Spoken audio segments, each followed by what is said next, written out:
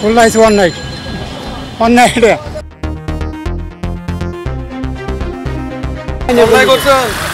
উল্টাতে আসলো, বাধা দিলেন না কেন? ভাই বুঝিনি এই জন্য। ওকে ঠিক আছে, ভুল হয়েছে। তাহলে ভাই এই যে রোদে পড়তেছি সকাল থেকে দুপুর থেকে, তাহলে এটা কি ধরে ছেড়ে দিব? 22 অগস্ট দুপুরে কুমিল্লার পটুয়া বাজার ইউটার্নের এই চিত্র ধরা পড়ে সিসিটিভি ক্যামেরায়, যেখানে উল্টো পথে যাত্রা করা একটি বাসের কারণে নিয়ন্ত্রণ হারায় একটি লরি। সেটি উল্টে পড়লে তার চাপায় মৃত্যু হয় একটি প্রাইভেট কারে থাকা একই পরিবারের 4 সদস্যের।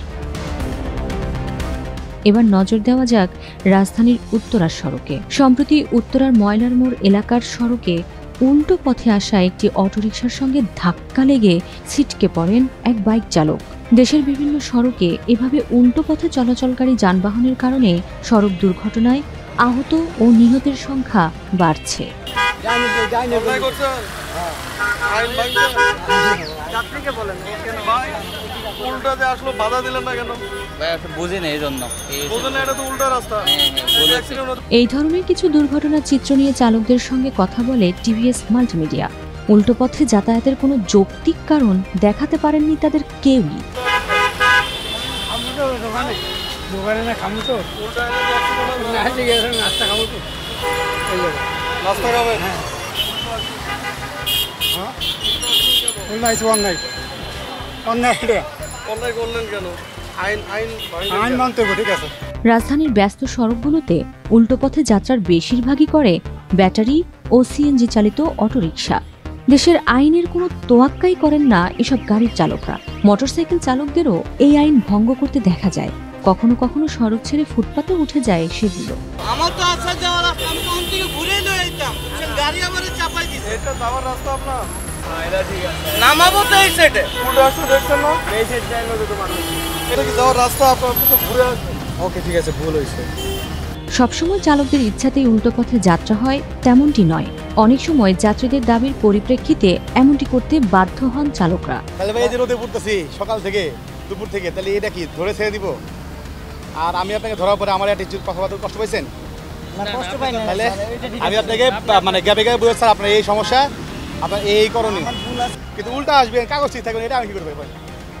তো আমরা সড়ক পরিবহন আইন 2018 অনুযায়ী আমরা 92 এক ধারায় মামলা করি, যেটা 2 চাকা, বিশেষ বাইকের ক্ষেত্রে 1000 টাকা প্রথমবার, তারপর ডবল আসে, আর আদার্স 2500 5000 আসে।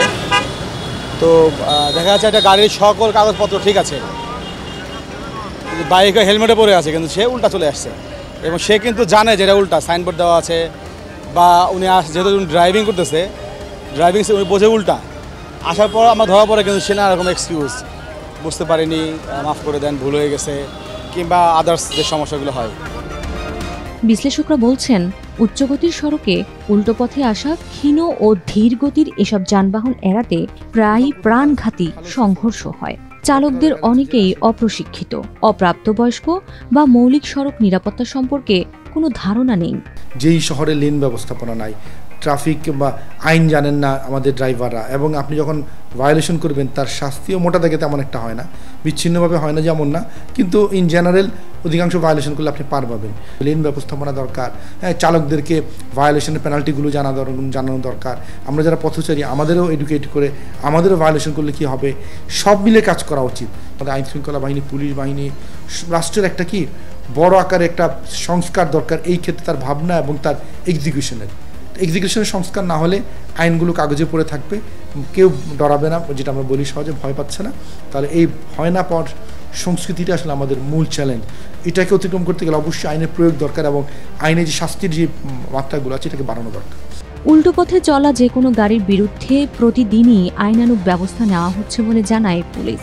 ঢাকা মেট্রোপলিটন এলাকায় ট্রাফিক ব্যবস্থাপনা উন্নত করার জন্য এবং নগরবাসীকে আরেকটু শান্তি এবং স্বস্তি দেওয়ার জন্য ঢাকা মেট্রোপলিটন পুলিশের ট্রাফিক বিভাগ বিস্তারিত কর্মসূচি হাতে নিয়েছে।